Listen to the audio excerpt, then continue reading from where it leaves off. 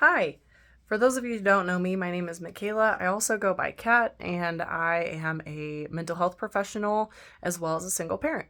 So, my channel is primarily wrapped around single parents. It can be moms, it can be dads. I'm not a single dad, obviously. But if you are and you have insight to any of my videos, please feel free to comment below so I can know something that I can change or do better, or maybe just include. Most of the topics that I do research on involve narcissistic personality traits.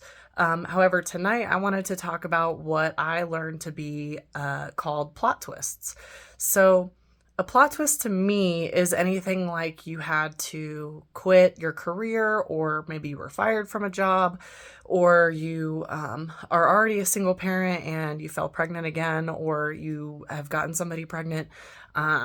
Just really kind of, diagnosed with a serious illness, stuff like that. So anything that we can consider to be initially thought of as negative can be turned into what I call a plot twist. So my prime time example tonight would be I recently finally got like the career of my dreams, right? And I had just graduated with my bachelor's in psychology, and I was so stoked to be in management and promoted at an early age of 29. And I was really, really excited about this. And as soon as I got the promotion, it turned out to be my worst nightmare. It turned out to be things that I am not comfortable with discussing on a public forum.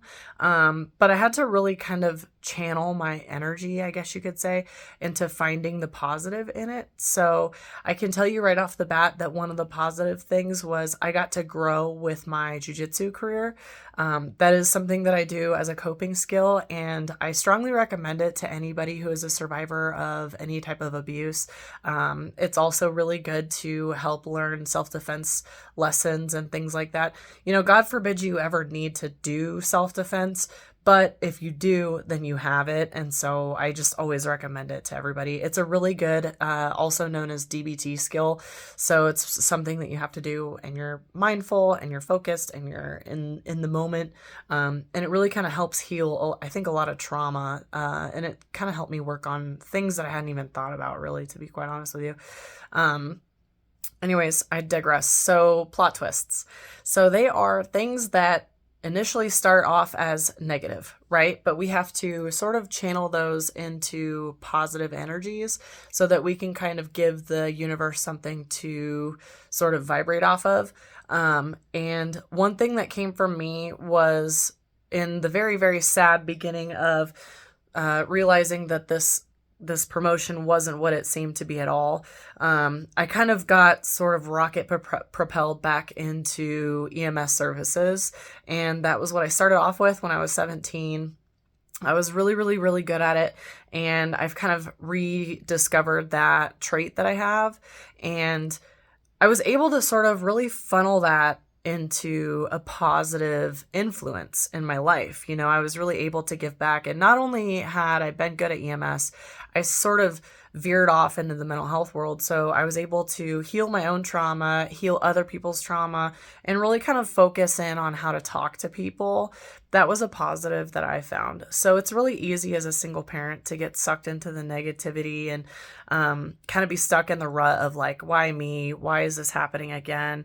But I want you to realize that there's always a positive. In any situation, there's always a positive to be found.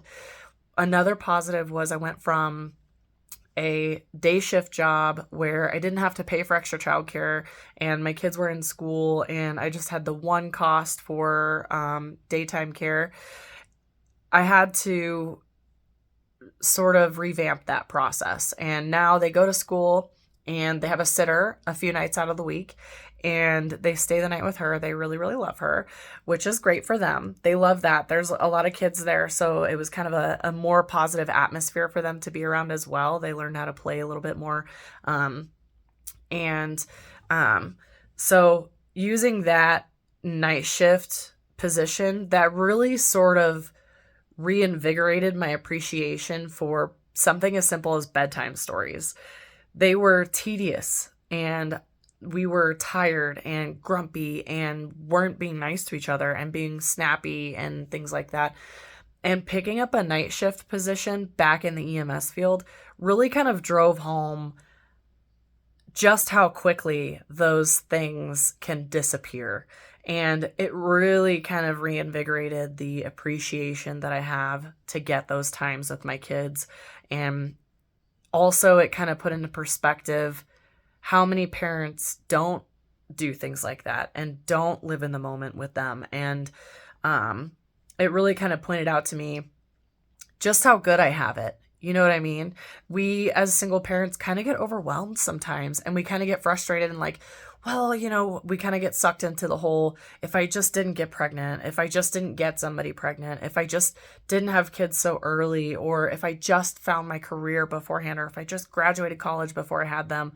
I will let you know right now that I didn't start college until I was pregnant with my oldest. And at that point in time, I was working a swing shift job from like 2 to 10, and then a night shift from 10 to 6. And then I was going to college courses from about 7 a.m. to about 9 a.m. every day of the week. So you could imagine I was sleeping in parking lots and just kind of like living the best life that I could. And since then, we've graduated. We're completed with that. But switching shifts alone drove such a gratitude factor for the time that I do have to spend with them. And it really kind of showed me that everything is transactional as a single parent.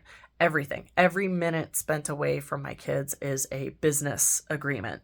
The minutes that I spend away has to be investing in myself, has to be investing into my bank account, or has to be investing into my kids. And that's purely how I see things now. If I go to hang out with friends, right, I'm paying money for the sitter. So my friends had better be a positive influence. That's precious to me. If I go to do college courses, right, that's kind of self-explanatory, but the degree program that I choose has to be very carefully fitted to my goals and my aspirations. If I have things like this, right, like extra income, or I'm trying to develop a passive income, or something like, for example, jujitsu. My goal with jiu-jitsu is to eventually make money. So I'm going to take that time that I have, and I sort of do two birds with one stone. So I train while they're at school, and that kind of I don't have to take them. I'm able to concentrate. I don't have to pay for a sitter to watch them. I can go sort of freely invest in myself and care for myself. And that's how I fill my cup up. So the plot twists that I really want to specify are things that start out negative. We have to develop the coping skills to make them positive, right? We have to turn them into things like that. I've known single mothers who have been diagnosed with breast cancer, and they have to get like a double mastectomy, and they find ways to twist it and make it positive. One of my favorite podcasters talks about how she got to finally wear her favorite racerback tank tops because after her mastectomy, she could fit them a little bit better, and she didn't need all the extra, support of sports bras and things like that. So she kind of twisted what was originally a really, really dark prognosis into something positive. And not only that, the mastectomy eradicated the cancer. So she was also up in that department as well. She wasn't at risk for, passing away and things like that. At such a severity. I think once you get cancer, there's always a risk of it coming back, but we have to find those ways to turn it positive. We cannot sit in the negative for days at a time, weeks at a time, months at a time. If you're still living back when maybe you separated from your your child's other parent, that's not going to be a great life. Before you know it, 10 years passes by, and you've spent the last decade upset at your guys' communication skills, or upset at how things turned out, or just really wishing for that family to come back, and it was not going to come back. And my heart is with you. I care for you, and I want the best for you. But here's the thing, though. I can't want it more than you.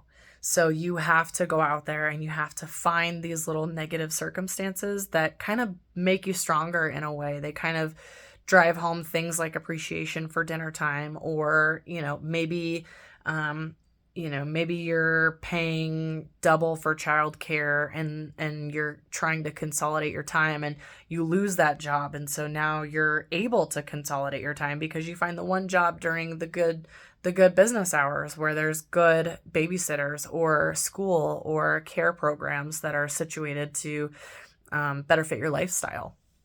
So with the plot twists, I just really want to drive home that it's important to find those negative moments. And I'm not saying don't feel your emotions. Everybody has to process things. Everybody processes them a little bit differently. Some people choose to live in them a little bit longer. Some people choose to live in them quietly behind closed doors. Some people, I know single parents are really, really strong. So on the outside, we'll say, yeah, I'm fine, I'm good. And in reality, we're struggling internally.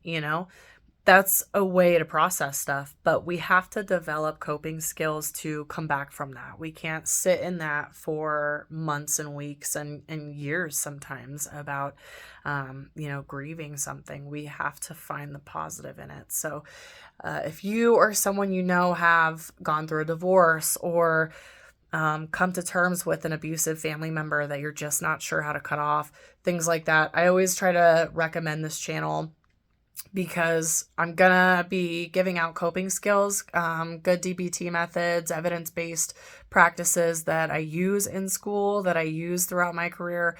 And some of the videos that you're gonna see are a little bit more honed in towards like the dark psychology of narcissistic personality traits.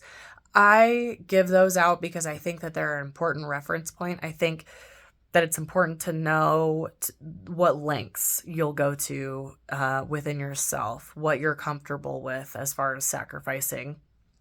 And in regards to plot twist, you just got to keep it positive. The universe finds a way to feed more positive into people who are focusing on positive energies. And I'm not going to reference a religion. I'm not going to reference whatever belief system some people have. I just know that from my own encounters and my mentors' encounters, that the more positivity they focus on and the more they fill that positive cup up, the more positive things come into their world and they're able to really kind of flourish after something maybe devastating has happened to them. If you've gone through a divorce and you've lost the partner, there's a reason for it. You know what I mean? Maybe down the road, the partner wasn't going to be a good choice. Maybe the partner was just had some more things to learn about their own life before it was time for them to grow up. And if you or somebody is going through this type of thing, please reach out to them. Please let them know that you care about them, but also try to encourage them to find the positive little things. If you're going through a divorce, maybe it encourages you to care more about yourself. Maybe you're very, very career driven and you haven't spent enough time getting to know yourself. This is going to do that. Going through a trial, a hard point in your life is going to give you the appropriate methods that you need to care about yourself. So let's keep moving forward. Let's not think about plot twists being something so terribly negative that you can't come back from it. Let's use it as a positive experience and grow. So I'll see you later. Thanks for joining in.